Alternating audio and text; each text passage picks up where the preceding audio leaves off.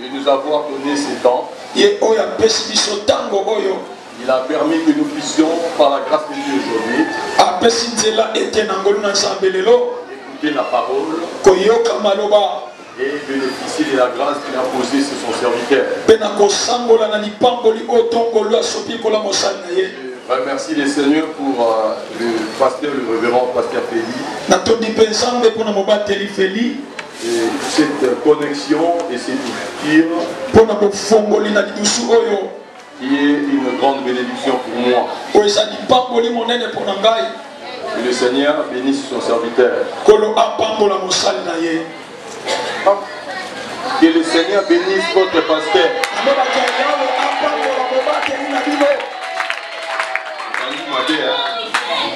Alléluia. Amen. Que le Seigneur bénisse tous les serviteurs, toutes les servantes ici présents. Alléluia. Amen. Bien-aimé dans le Seigneur, je veux que tu m'écoutes très bien. Aujourd'hui, c'est une journée de fête. C'est une journée très particulière. Une journée qui n'a jamais existé. Alléluia. Amen. Une journée qui n'a jamais existé. Alléluia. Amen.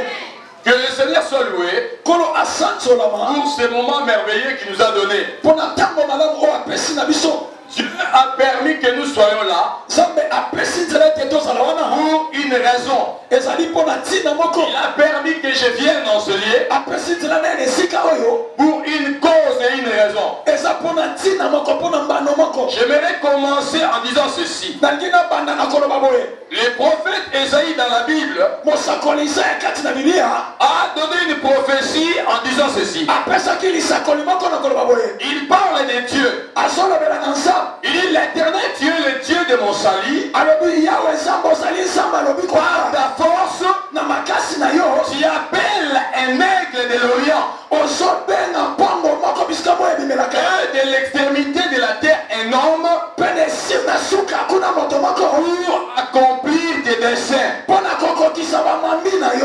Alléluia. Amen. Il dit ceci, je réponds. Dieu appelle de l'Orient un aigle. Il appelle de l'extrémité de la terre un homme pour accomplir ce. En d'autres termes, le prophète voulait dire ceci. Si Dieu fait accomplir les projets qu'il a formés sur une personne, Dieu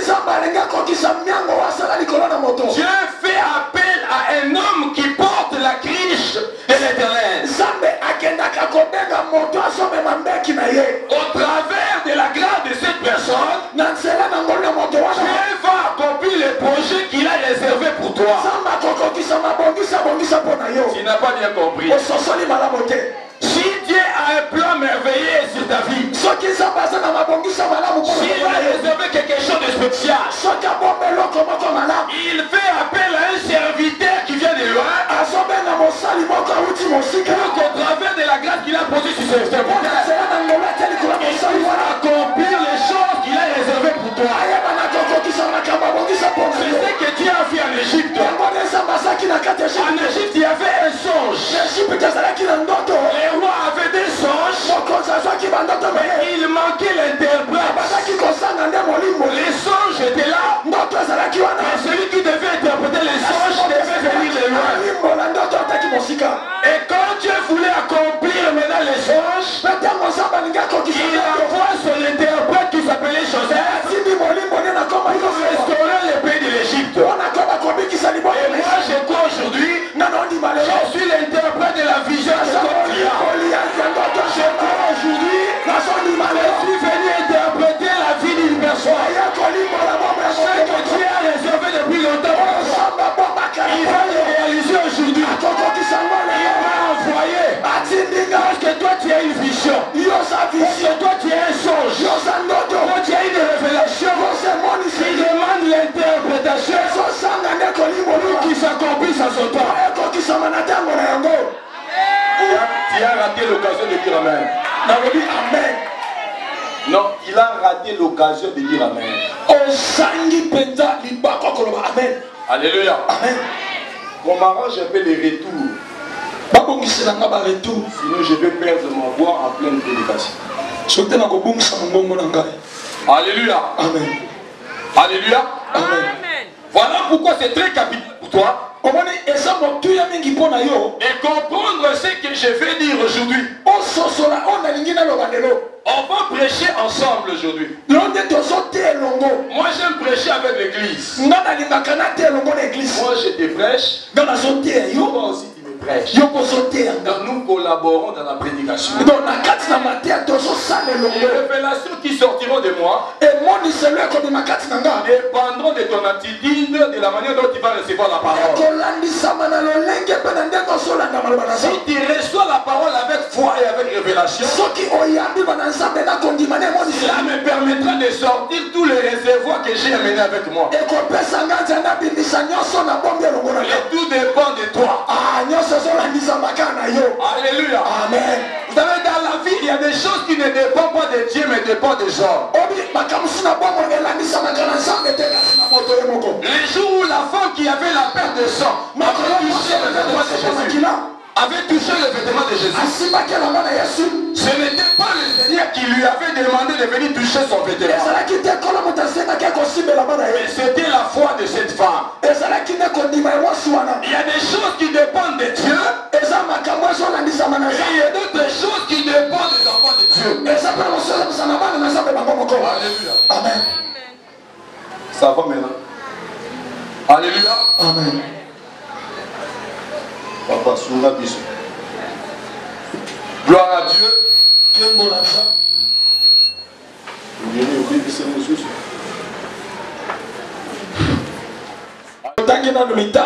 Josué chapitre 6. Josué chapitre 6.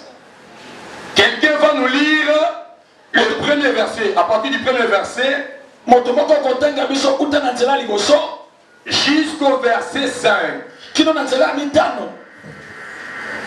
Josué chapitre 6 du 1er au 5e verset.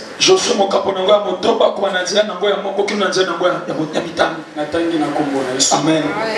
Jéricho était fermé et barricadé devant les enfants d'Israël.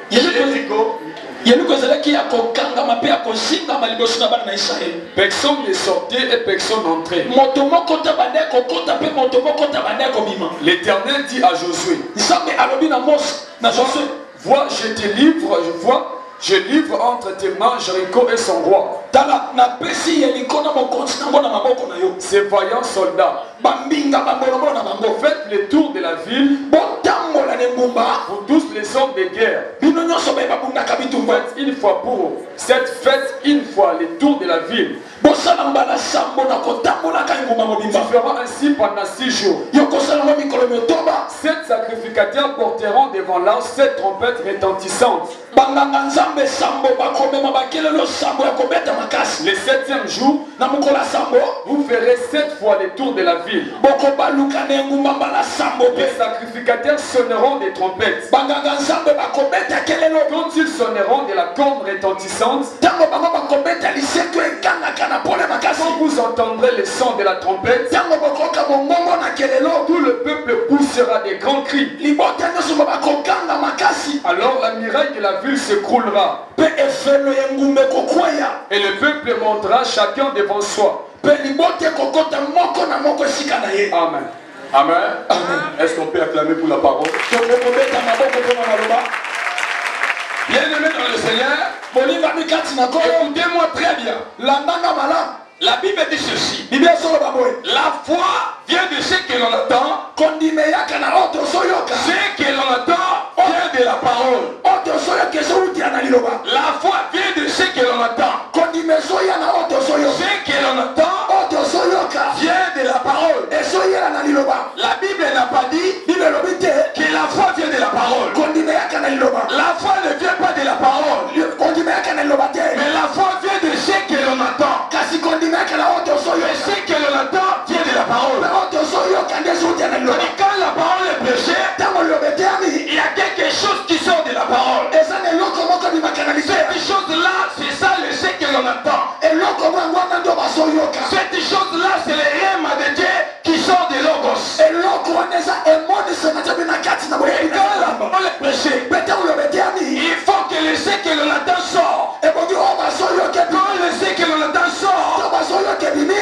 qui donne la foi. Puisque toute la parole ne te donnera pas la foi. Mais quand la parole est prêchée, il y a une chose qui sort. Il y a une révélation. Il y a le rêve de Dieu. Et ce rêve de Dieu qui donne la foi. Et la foi t'amène dans le miracle. Est-ce que tu m'as bien compris? Voilà pourquoi dans une église, quand la parole est prêchée, chacun comprend la parole à sa manière. L'un dit non, on a prêché les anges. L'autre dit on nous a prêché la bénédiction. Et l'homme de foi, la foi des oreilles, celui qui a la foi, il se manifeste par les oreilles. La parole est prêchée. Les prédicateurs ont parlé pendant 50 minutes. Mais il y a une chose que toi tu dois retenir. C'est cette prédication. C'est cette chose-là qui amènera le miracle, qui amènera le changement. Voilà pourquoi quand on prêche, faites attention pour écouter et que l'on attend. Ne reçoit pas toute la parole. C'est logos. C'est la révélation de Dieu. C'est le sang de la parole. C'est ça qui donne la foi. C'est ça qui libère le miracle.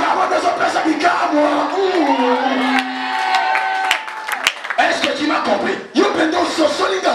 On nous parle de Jéricho. Les enfants d'Israël sont sortis de l'Égypte. Ils avaient la promesse. Ils avaient la grâce. Ils devaient aller à la conquête de la ville. Écoutez-moi très bien. Ils sont arrivés devant la ville. Dieu a dit quelque chose de spécial. Quelque chose d'extraordinaire. Il donne des instructions à Josué. Il dit pour prendre la ville, il va choisir 7 sacrificateurs. Chacun des sacrificateurs aura une trompette. Ils tourneront la ville pendant 7 fois. Ils sonneront les 7 trompettes. Mais quand le peuple attendra le son, un son, il y aura 7 trompettes. Mais le peuple va attendre seulement un son. Les 7 sacrificateurs sonneront les 7 trompettes. Mais le peuple n'attendant pas les 7 trompettes, il y a un seul son. Dans les 7 trompettes, il y a une révélation. Et lorsque le peuple entendra la son de la révélation, c'est le son de la trompette, le peuple agira, le peuple criera, et le miracle s'éveillera. Il faut entendre les sons. Pas les sons de toutes les provinces. Il y a 6 trompettes. Il y a seulement un son. La révélation. Et toi tu dois écouter. Bien-aimé dans le Seigneur, un enfant de Dieu qui vit à l'éloignement, il doit être capable d'écouter les sons, d'écouter les bruits, d'entendre le mouvement de l'esprit.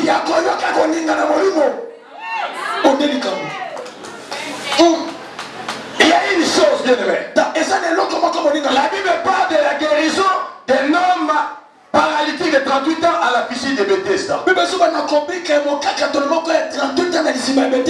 Vous savez bien, aimé dans le Seigneur, beaucoup de gens pensent qu'à la piscine de Bethesda c'était facile. C'était facile, non. Il y avait des avantages. Il y avait aussi des désavantages.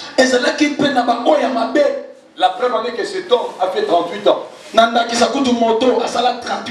il est allé à la piscine avant même que le Seigneur ne soit né. Lui, il était déjà là-bas. Son problème a duré longtemps. Les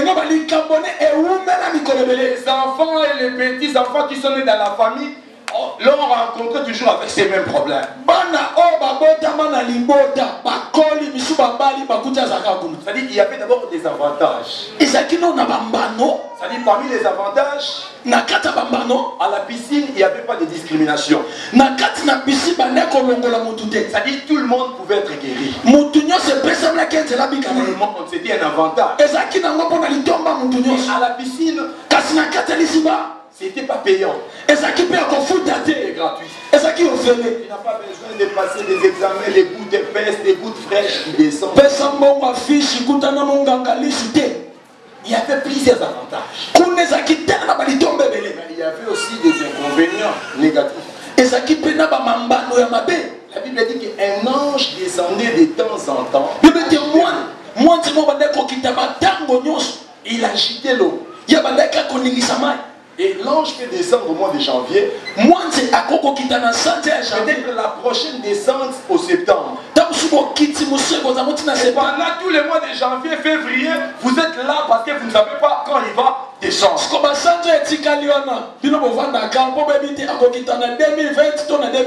Et quelqu'un qui était venu avec sa maladie peut encore développer d'autres symptômes. Il devient encore plus malade qu'avant. Donc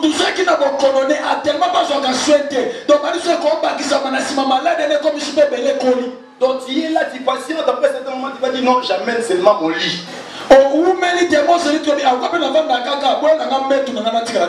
Et il fallait aussi avoir quelqu'un pour t'aider à la piscine. Et le avait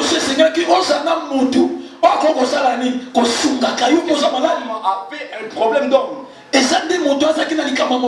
Il était là. Et il n'y avait pas de lex-égo. C'est-à-dire, nous descendons au même moment, 3 personnes, une seule personne seulement sera guérie. C'est que ce qui est donc, ce qui est c'est-à-dire, il y a le mouvement, nous descendons. Et quand nous sortons, on regarde qui est guéri, qui est guéri, qui est guéri. C'est lui qui est guéri. Donc nous sommes mouillés inutilement. Il y avait aussi un problème très majeur. Savoir discerner les bruits des langes. Un enfant peut jeter une pierre. Vous pensez que c'est l'ange. Vos oreilles ne sont pas circoncis. Vous sortez, il y a le froid. Et vous attrapez le rhumatisme.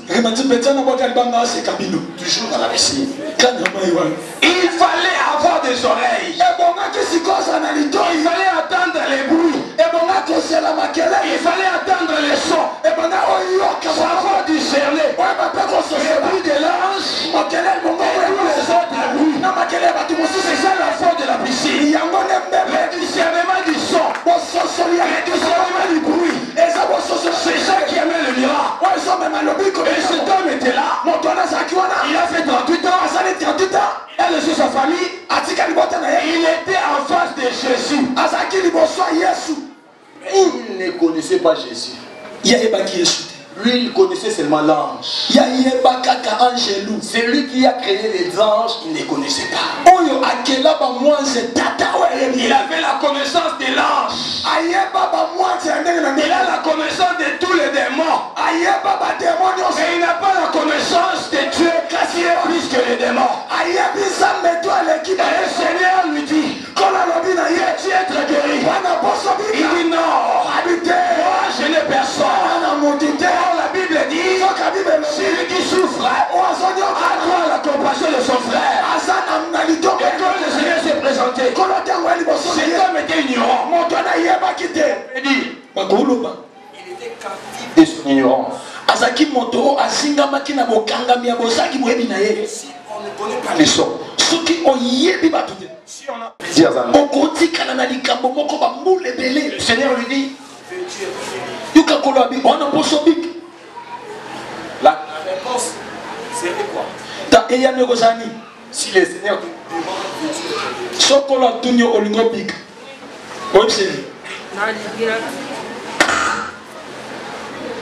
tu diras quoi?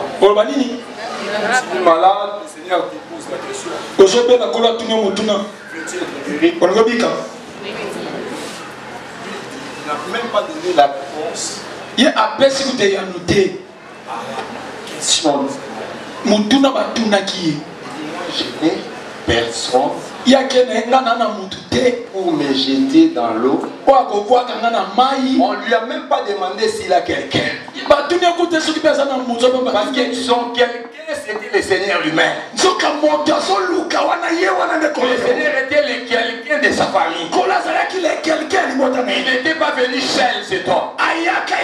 Il était venu avec les gens. Et ces gens-là ne pouvaient pas patienter. Pendant 38 ans. Ils sont là pendant une année. Après la deuxième année, la troisième année, ils ont dit nous aussi nous avons des problèmes. Nous ne pouvons pas gâcher toute notre vie. Pour cet homme. Et il a amené avec cette révélation vient pour un groupe de gens. Mais ceux qui ont la connaissance, ceux qui sont circoncis, dans leurs oreilles, ce sont ces gens-là qui vont comprendre. Voilà pourquoi je vous avais dit. Les jours où le Seigneur avait guéri la femme à la perte de sang, ce n'était pas le Seigneur qui lui avait dit de venir les toucher. C'était la foi de cette femme-là. Le Seigneur n'a jamais demandé à cette femme. Il n'a jamais dit viens me toucher. La Bible dit ceci. Ayant entendu parler de qui Jésus. Cette femme avait entendu quelque chose. Elle a entendu quelque chose. Elle s'est dit en elle-même. Elle était seule. Elle a entendu. Elle s'est dit en elle-même.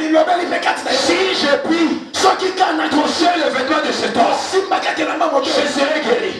C'est pas Jésus qui lui a dit ça. C'est la foi de cette femme qui lui a révélé les gestes et a posé pour faire le miracle. Est-ce qu'il me comprend? Est-ce qu'il m'a très bien compris? Ça dit la foi te révèle des choses. La foi c'est une révélation. La foi c'est une révélation. Et si vous lisez même dans la parole, parmi les héros de la foi, on parle aussi d'Abel. Il était un héros de la foi. Mais lui il était un héros. Non pas parce qu'il avait tué des animaux, il avait tué des gens. Et non pas parce qu'il avait donné une offrande agréable à Dieu. Mais c'est parce qu'il avait donné par révélation. Si vous lisez dans Genèse, la Bible dit ceci. Dieu porta un regard favorable sur Abel et sur son enfant. Dieu avait d'abord commencé par regarder Abel. Il était d'abord agréé lui-même. Et Dieu agrée son offrande par la suite. C'est-à-dire pour Dieu, le sacrificateur est plus que le sacrifice. Les sacrificateurs est plus que le sacrifice. La qualité du sacrifice dépend de la qualité du sacrificateur. Dieu porta un regard favorable sur Abel et ensuite sur son offrande. Mais il porta un regard défavorable sur Caïn et sur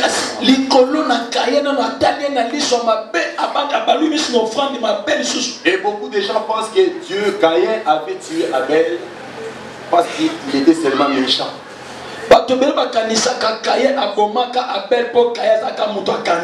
Et les gens pensent aussi que Abel avait été agréé parce qu'il avait donné une viande à Dieu.